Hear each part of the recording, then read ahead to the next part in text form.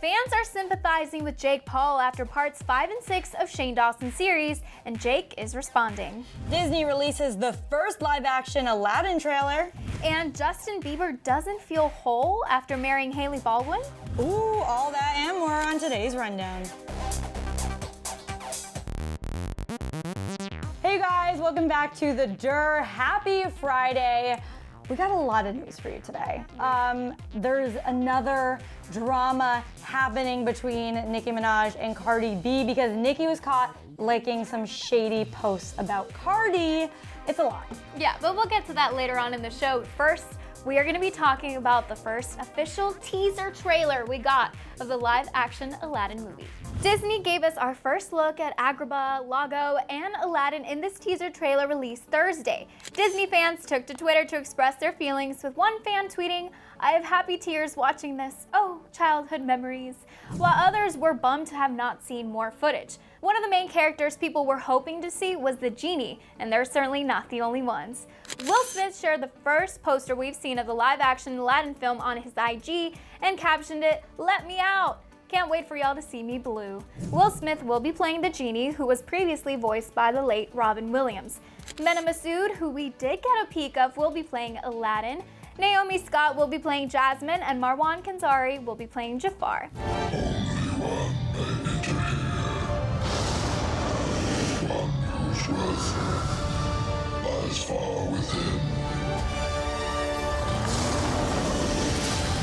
The live-action version has a lot to live up to, though. According to Deadline, the animated version of Aladdin was the highest-grossing film of 1992 and became the first animated film to reach the $500 million mark.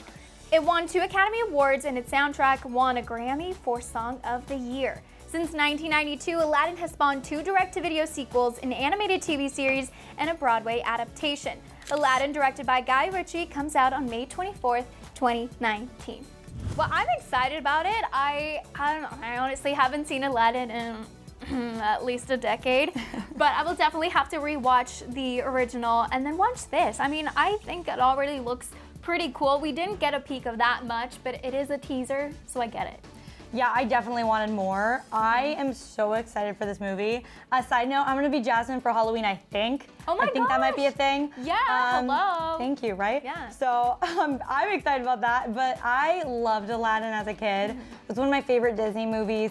Big fan of Raja, Jasmine's tiger. That was the coolest pet anyone could ever want. Oh, so did you want a Raja? I wanted a Raja. I wanted a pet tiger, so instead I got 2 cats, you know. Same thing. What can you do? But I wonder also what they're going to use for Raja. Is Raja going to be in it? I have questions about that. And I have so many questions, and they won't be answered until we get a real, full trailer. So I don't know what that will be. Hopefully tonight. It won't be tonight, but I hope I'm sorry. So the internet called Cardi B out after her AMA's performance for copying some of Nicki Minaj's moves from previous performances, and then Nicki kind of got in on the shade. On Tuesday, Cardi B stunned the world with her American Music Awards performance of I Like It. It was actually Cardi's first appearance since her physical altercation with Nicki during New York Fashion Week in September. Following Cardi's performance, loyal Barbs made sure to point out the similarities between Cardi's performance and past Nicki performances. The fan account Nicki Overload posted a video on Instagram of Nicki's Billboard Music Awards performance of Regret in Your Tears, and basically showed that Nicki was also laying down on a circular stage very similar to Cardi's performance. The caption uses Nicki's own lyrics saying, quote, "I'm a trendsetter, everything I do, they do, yeah."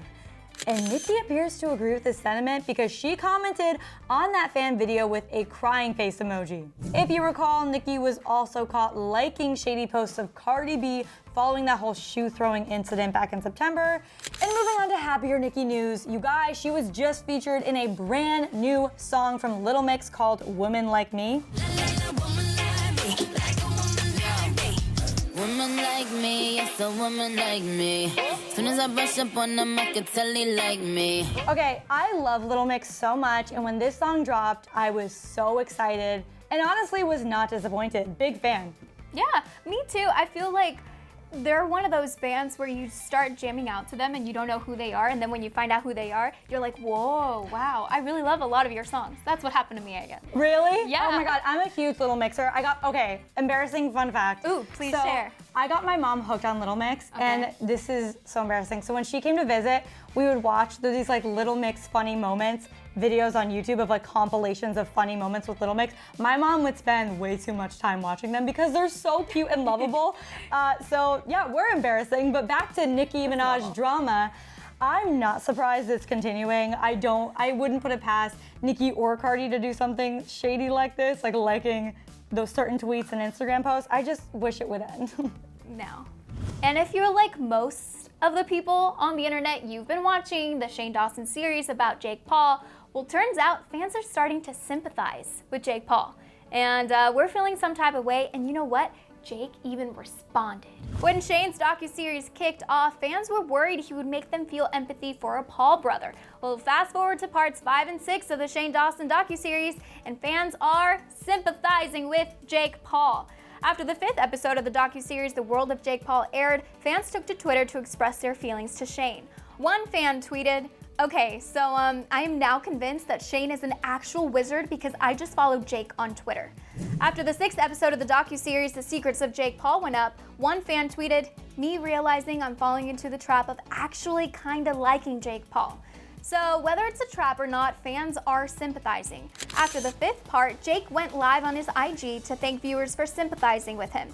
He also felt that the series' 5th episode finally showed him for who he really was.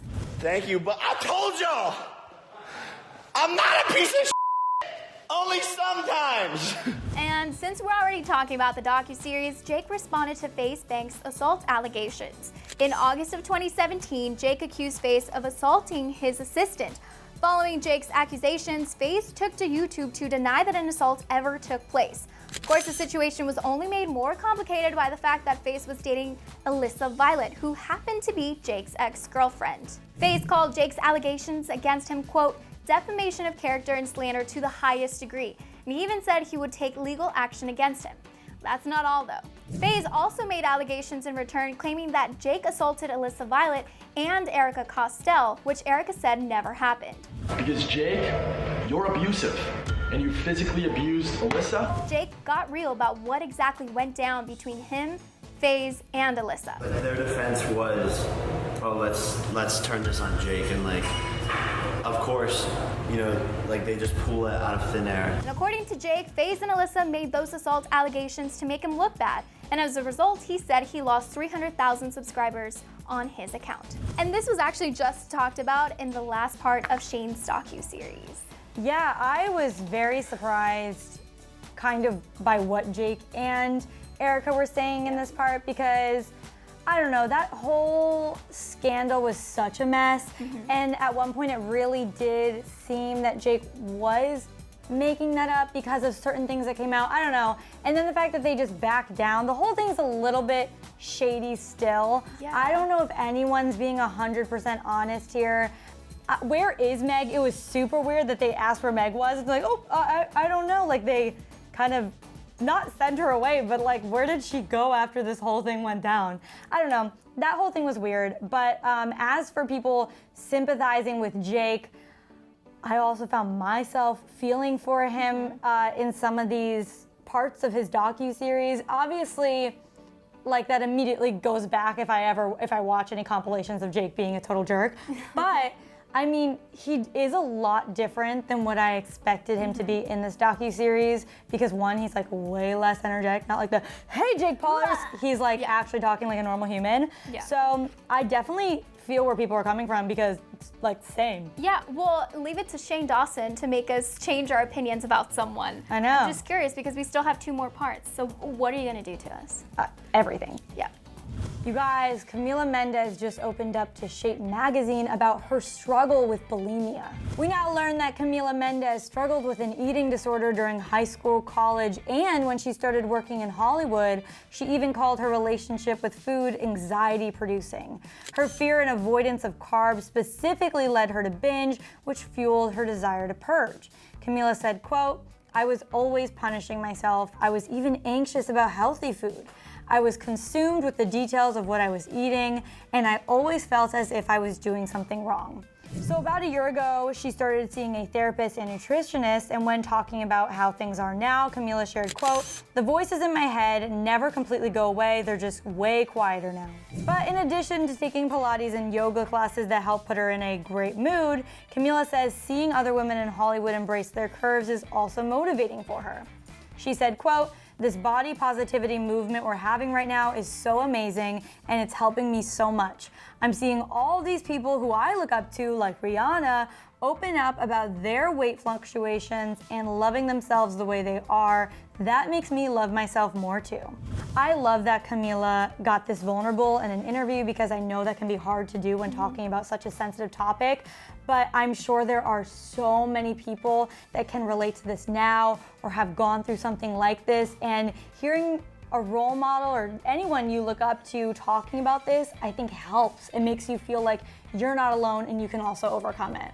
Well, and it's nice too because, like, you know, people look up to her and she's also looking up to Rihanna and how she's really just embracing, you know, our bodies. Like, we all have wonderful bodies and we should just stop criticizing them all the time. But it's also nice to know it's like, yeah, we all feel that way at one point or another. Justin Bieber is not feeling whole lately, and there may be a few reasons as to why. Justin Bieber was seen leaving church in a pretty distraught state after the news of Selena Gomez's hospitalization broke. Hours later, he was spotted again crying next to Hailey Baldwin in his car on the way to see his pastor. A source told ET, quote, "Selena holds a special place in his heart. Justin spent most of the day alone and even took a solo hike to the Wisdom Tree in LA to get away and decompress." Justin then went on to his church where he was noticeably upset without Hailey and was comforted by friends. According to E!, Selena has had no contact with Justin since they ended things for good back in March. But that doesn't change the relationship they had or take away the concern Justin still has for her. The source continued to say, quote, "Above everything, Justin wants what's best for Selena. When the two rekindled their romance, he got to see how her health really affects her, so he understands how serious this is." Even before Selena's emotional breakdown, Justin apparently hasn't been himself. A source told Us Weekly that getting married hasn't fulfilled him, and that, quote, "He has so much going for him, but he just doesn't feel whole." Justin has become a recluse and a changed person. He has no interest in being a celebrity and an artist. He has withdrawn again, much like he did a couple years ago. He started recording music, but just stopped. Back in September, it was reported that Justin bought a home in Ontario, Canada, to get away from Hollywood. According to sources, he just wants a normal life out of the LA and New York scene. Just a few weeks later, it was confirmed that he had signed a $100,000 a month lease for a rental house close to LA. I feel like Justin just wants to take some time alone with Hailey. And you know, he's been in the spotlight for several years now, and to have to keep up that image all the time must be exhausting. So I fully support him wanting to kind of like withdraw himself. I think that also, you know, recently getting married to Hailey, I think that they want to spend that time together out of the spotlight. Yeah, I don't know how to feel because I don't know if these sources are right. If they are right and he is not feeling himself and he's not feeling whole, I will tell you a relationship is not going to solve your problems. Getting married is not going to solve your problems. They come from within. So I could see that being a thing considering where Justin was before Hailey, like trying to get back with Selena and then immediately getting with Hailey. They like dated years ago, but it wasn't official. So I don't know. I just think whenever someone becomes very withdrawn, it's usually because they're dealing with something as opposed to it being a healthy thing. So I just hope he gets back to doing what he loves. I love me some Justin Bieber music, so I really hope we get another album. But honestly, at the end of the day, I hope he's happy. I hope Hailey's happy. I hope they work out. I mean, they got married, so fingers crossed. But this just, you know, if this is true, it's unfortunate. All right, you guys, before we go, I gotta know if you have seen Shane Dawson's series. Have you found yourself sympathizing with Jake Paul like we have? Let us know down in the comments below. And also, I want to know, what do you guys think of this first official teaser trailer of the live-action Aladdin film? I'm pumped. I'm super pumped. But before we go, on that note, you guys can follow me at Renee Ariel on Instagram. And you guys can follow me at Amy Cassandra MTZ on Instagram. And we will be back here on Sunday. But before you go, make sure to click right over here to find out why Selena was rushed to the hospital. You're gonna wanna click it. But then right after that, make sure to click here to subscribe because we're back here all the time giving you the best news of the week.